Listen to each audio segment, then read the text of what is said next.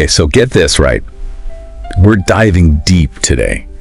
Deep into some notes. Actually, they're like preliminary notes for a potential segment. Oh, cool. Called Food and Feelings. And I don't know about you, but the premise alone, it's got me like really thinking. Interesting. It's all about how simple recipes can unlock all these like powerful memories and emotions. And I was thinking about it, and it's like, it's kind of wild how food can just do that. Yeah, totally. So I figured let's unravel this whole connection, you know. What are the meals that have like really shaped our lives, and maybe more importantly, why do they have this like hold on us? You know, I think you hit the nail on the head when you said food is, it's more than just, you know, fuel, right? It's an experience. It's something deeper. And that why is super interesting. For sure.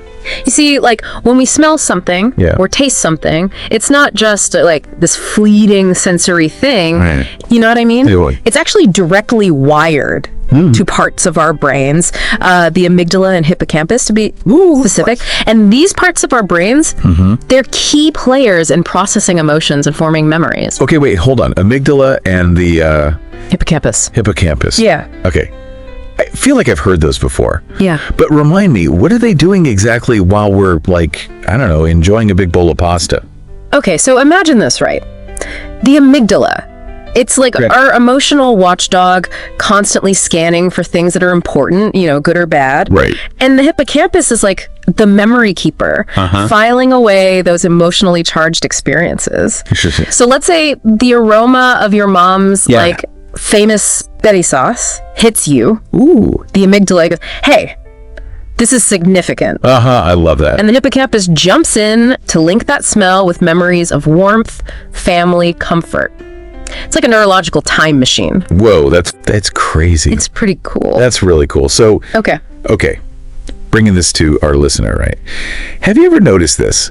Like how certain foods could just transport you back in time? Absolutely. You know, maybe it's the smell of freshly baked bread that reminds you of your childhood kitchen, or I don't know, a certain spice that just takes you right back to like a specific travel memory or something. I know I have those. Totally. What's that dish for you that just like boom unlocks a flood of emotions? Totally. Take a second and think about it.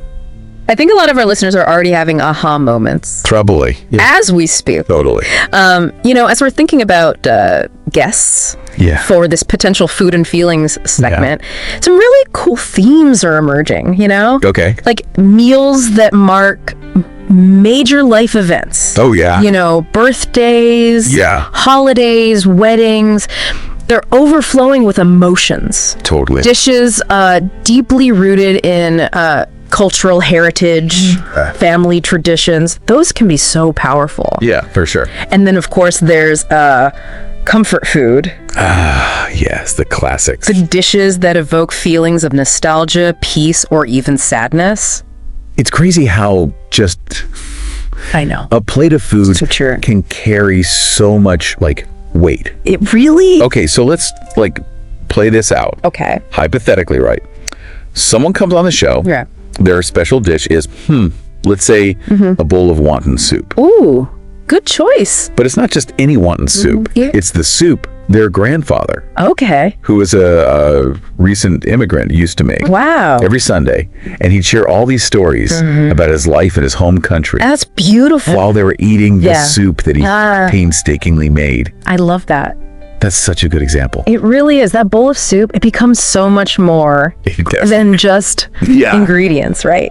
It's a symbol of family history, cultural heritage, the bond between generations. It's beautiful. And, you know, even just the act of slurping the broth, right, might echo how the grandfather ate it. Right. Creating a connection across time and distance. Yeah. You know? It makes you think about all the unspoken stories in every bite. It does. It's power. Absolutely. And it raises a question.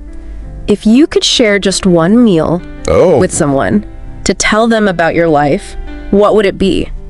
What makes that dish so representative of who you are? That's a great question. It's a delicious one to ponder. Yeah, that's it. That is a delicious question.